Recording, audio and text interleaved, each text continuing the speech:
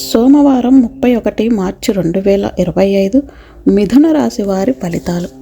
మిథున రాశి వారికి ఈరోజు మిశ్రమ ఫలితాలు వస్తాయి. మీ వైవాహిక జీవితంలో ప్రతికూల ఫలితాలు వచ్చే అవకాశం ఉంది, కాబట్టి చాలా జాగ్రత్తగా ఉండాలి. ఈ రోజంతా మీ మనస్సులో ఆందోళన ఉంటుంది.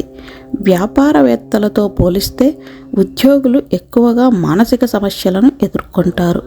వ్యాపారులు ఈరోజు చాలా మంచి లాభాలను పొందే అవకాశం ఉంది. మరోవైపు అధిక గృహ బాధ్యత ఖర్చుల కారణంగా ఆదాయం తక్కువగా ఉంటుంది.